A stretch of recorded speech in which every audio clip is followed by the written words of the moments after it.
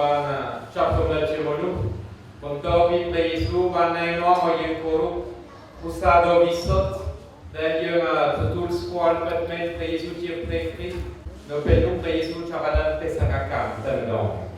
ដែលពេលព្រះយេស៊ូវចាប់ផ្ដើមប្រកាសដំណឹងល្អនៅតាមសង្ឃាយូហានព្រះយេស៊ូវមានសញ្ញាសម្គាល់មួយយ៉ាងពិសេសគឺណែនាំឲ្យទឹកនៅក្នុងមង្គលការ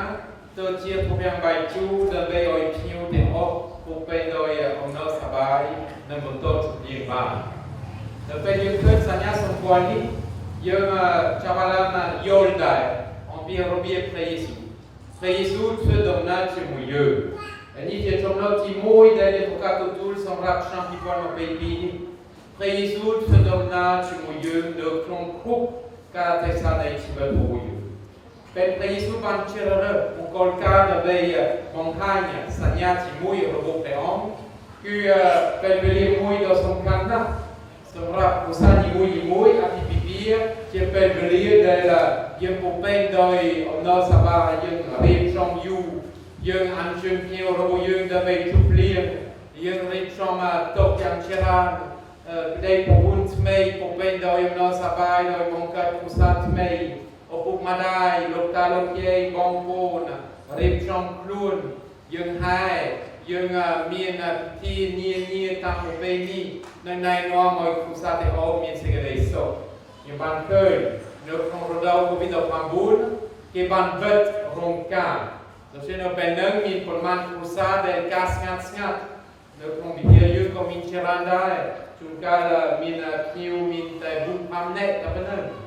ឬគេបានធ្វើតែពិធីសែនណែនាំឲ្យមានបងប្អូនជិតស្និទ្ធតែប៉ុណ្ណឹងដែលចូលរួមប៉ុន្តែសំខាន់គឺយើងឃើញសម្រាប់ជីវិតរបស់យើងជាគ្រួសារនៅពេលចូលនៅក្នុងមង្គលការយើងពោពេញដោយសុភមង្គលនឹងព្រះយេស៊ូវបានជ្រើសរើសពេលវេលានឹងដែលសំខាន់បំផុតសម្រាប់គ្រួសារមួយដើម្បីបង្ហាញអំពីឋានៈរបស់ព្រះអង្គដូចខ្ញុំបានស្ដាប់អំបញ្ញមិញជាពេលវេលាដែលព្រះយេស៊ូវបានបង្ហាញអំពីសេរីរុងរឿងរបស់ព្រះអង្គនៅក្នុងជីវិតធម្មតានៃក្រុមគ្រួសារនៅក្នុងពេលវេលាដ៏សំខាន់បំផុតណែនាំឲ្យយើងយល់ថាពិតមែនព្រះយេស៊ូវនៅជាមួយយើងគ្រប់ពេលវេលាដូច្នេះក្នុងឆ្នាំ2022នេះដែលសិស្សសាលាចាប់ផ្ដើមចូលរៀនពីប៉ុន្មានថ្ងៃហើយដែលយើងកំពុងពេយតិចតើអូមីក្រុងទៅជាយ៉ាងណានៅក្នុងទឹកដីប្រទេសកម្ពុជាយើងប៉ុន្តែស្អីក៏ដោយយើងដឹងថាព្រះយេស៊ូវគង់នៅជាមួយយើងព្រះយេស៊ូវធ្វើដំណើរជាមួយយើងពីមួយថ្ងៃទៅមួយថ្ងៃយើងនៅកន្លែងណាក៏បានយើងនៅរោងការក៏បាន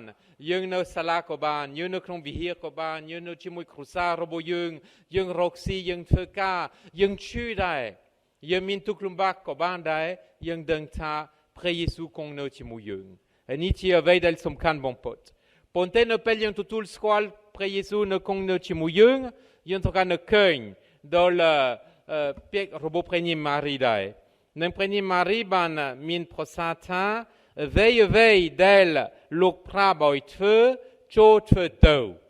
ណែនាំឲ្យយើងយល់ថានៅគ្រប់ពេលវេលានៅក្នុងកាលៈទេសៈទាំងអស់យើងត្រូវការធ្វើជាអ្នកបម្រើដល់បងប្អូនឯទៀតយើងដឹងថាព្រះយេស៊ូវគង់នៅជាមួយយើងនិងតាមរយៈព្រះនាងម៉ារីយើងដឹងថាយើងជាអ្នកបម្រើតាមពិតនៅពេលព្រះនាងម៉ារីបានទទួលដំណឹងថាជាមាតារបស់ព្រះជាម្ចាស់ភ្លាមព្រះនាងម៉ារីមានចម្លើយខ្ញុំជាអ្នកបម្រើរបស់ព្រះអង្គឲ្យធ្វើតាមព្រះハរតីរបស់ព្រះអង្គចុះនិងនៅក្នុងសញ្ញាសម្គាល់មុនគេមកព្រះនាងម៉ារីដូចជាអនុវត្តចម្លើយរបស់ព្រះនាងដែលថាខ្ញុំជាអ្នកបម្រើរបស់ព្រះអង្គនឹងមិនតែអនុវត្តទេព្រះនាងម៉ារីណែនាំឲ្យយើងអនុវត្តតាមដែរដូចជាព្រះនាងម៉ារីផ្ទេរសិទ្ធដល់យើងដល់ពេលលក្ខណៈឲ្យយើងធ្វើជាអ្នកបម្រើដែរនៅពេលយើងឃើញព្រះយេស៊ូវមានព្រះបង្ទូលណាមួយឲ្យយើងធ្វើតាមពេលយើងឃើញបងប្អូនឯទៀតមានសេចក្តីថោកការមានទុក្ខលំបាកមានទុក្ខព្រួយណាមួយយើងដឹងថា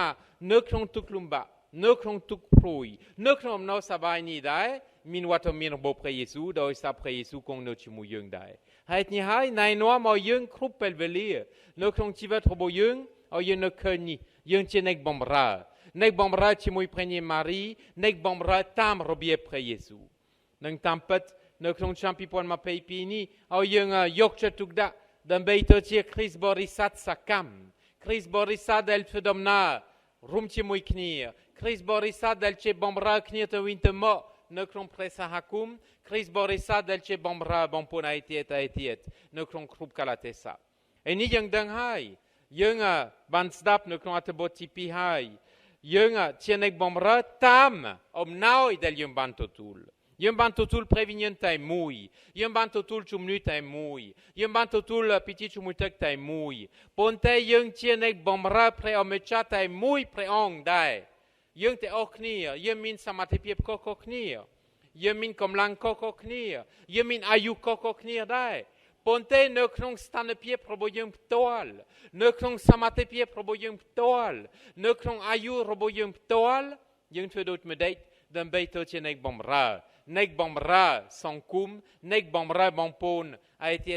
ត nek bomra របបព្រះជាម្ចាស់ដើម្បីឲ្យយើងបង្កើតពិភពថ្មីប្រកបដោយសុខសន្តិភាព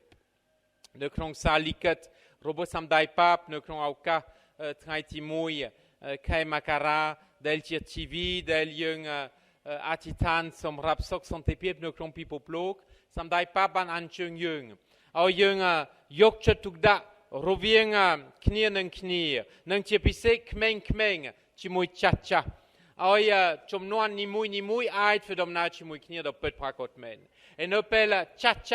ជាយល់ចិត្តដល់ក្មេងៗនៅពេលក្មេងៗជាគោរពនិងស្រឡាញ់ចាស់បីដូចជាយើងបង្កើតសន្តានីរវាងក្មេងៗនិងចាស់នឹងណែនាំឲ្យសង្គមរបស់យើងពោពេញដោយសេចក្តីសុខដោយសារយើងទទួលបបិសោតប្រាជ្ញាពីចាស់ជរាហើយយើងជាក្មេងៗយើងគិតគុំស្ដាប់អ្វីដែលលោកតាលោកយាយចង់អប់រំដល់យើងដើម្បីឲ្យយើងទៅជាពលរដ្ឋដ៏ល្អដើម្បីឲ្យយើងជាគ្រីស្ទបរិស័ទដ៏ល្អហើយសម្រាប់ព្រះសហគមន៍របស់យើងដែលយើងមានតាយាយដែលយើងមានពូមីងហើយយើងមានក្មេងៗច្រើនសំខាន់ណាស់ឲ្យក្មេងៗនិងយុវជនស្ដាប់លោកតាលោកយាយដើម្បីទទួលការអប់រំដើម្បីយល់អំពីជំនឿពីដើមដើម្បីយល់អំពីរបៀបដែលយើងត្រូវការគោរពព្រះយេស៊ូវដើម្បីយល់អំពីរបៀបដែលយើងគោរពសន្តាយូសេហ្វនិងសន្តាម៉ារីដើម្បីយើងធ្វើដូចម្ដេចដើម្បីជាគ្រីស្ទបរិស័ទសកម្មនៅក្នុងសង្គមហើយយើងជាក្មេងៗយើងចេះតែស្ដាប់និងគោរពលោកតាលោកយាយដោយយកបបិសោតនិងយកចិត្តទុកដាក់ដើម្បីបំពេញទូនាទីរបស់យើងជាយុវជនយុវនារីជាពូមីងជាលោកតាលោកយាយតាមអំណោយដែលយើងបានទទួលនៅក្នុងព្រះវិញ្ញាណដ៏វិសុទ្ធហើយដូចសន្តាពលបានរំលឹកដល់យើងមានអំណោយខុសៗគ្នាប៉ុន្តែឲ្យអំណោយនេះចេញជាស្នាដៃជាស្តាពោទៅយើងឃើញថ្ងៃនេះក្រុមជំនាញរបស់យើងមិនចំស៊ូតែជាក្រុមជំនាញលាយគ្នាបឹងជុកស្អាងជាមួយទូលខាសាំងគាត់ថាទេនេះជាបឹងជុកទទេបាទយើងឃើញគ្នាច្រើនជារៀងយ៉ាងពីរោះណែនាំមកយើងយល់ថាយើងមានអំណោយផ្សេងពីគ្នានិងអំណោយនេះមិនមែនសម្រាប់យើងផ្ទាល់ប៉ុន្តែដើម្បីបម្រើហើយថ្ងៃនេះតាមរយៈក្រុមជំនាញនិងភ្លេងយើងចូលនៅក្នុងអភិបូជានៅក្នុងអំណោយសបាយដោយសារយើងបានស្ដាប់បទជំនាញទំនឹកដំកើងណែនាំឲ្យដួងចិត្តរបស់យើងចង់លើកដំកើងសេរីរុងរឿងរបស់ព្រះជាម្ចាស់ដោយព្រះញីម៉ារីដែរដូច្នេះយើងត្រូវតែយកនិងយល់អំពីស្នាដៃរបស់យើងសមត្ថភាពរបស់យើងនៅក្នុងឆ្នាំ2022នេះដើម្បីធ្វើដំណើរជាមួយព្រះយេស៊ូវដោយដឹងថាព្រះយេស៊ូវធ្វើដំណើរជាមួយយើងនិងដើម្បីបម្រើបងប្អូនឯទៀតដោយព្រះញីម៉ារីបានអញ្ជើញយើងឲ្យយើងធ្វើអ្វីទាំងអស់ដែលលោកមានព្រះបន្ទូលដើម្បីឲ្យពិភពរបស់យើងសង្គមរបស់យើងឆ្នាំនេះទោះបីមានអ្វីដែលកើតឡើងទោះបីមានកាលៈទេសៈណាដែលកើតឡើងយើងដឹងថាយើងជាគ្រីស្ទបរិស័ទដែលត្រៀមជានិច្ចដែលយកចិត្តទុកដាក់ជានិច្ចដែលស្រឡាញ់ព្រះជាម្ចាស់ជានិច្ចដែលបម្រើជានិច្ចហើយនេះណែនាំឲ្យជីវិតរបស់យើងរកឃើញសេចក្តីសុខនិងអំណរសប្បាយនៅក្នុងគ្រប់កាលៈទេសៈដែលអាចកើតឡើងបានដូច្នេះថ្ងៃនេះយើងអធិដ្ឋាននិងអរព្រះគុណព្រះជាម្ចាស់ដែលចាប់កំណត់ជាមនុស្សអរព្រះគុណព្រះជាម្ចាស់ដែលធ្វើដំណើរជាមួយយើងអរព្រះគុណព្រះជាម្ចាស់ដែលណែនាំឲ្យទៅជាអ្នកបម្រើដែលពុពេញដោយ comme l'ankai comme l'anket pour peindre oi chumnu rung moam pour peindre oi segede Israël de bay oi tivet roboyung tivet robobampon rik chamran taentiet neknong sok santé piep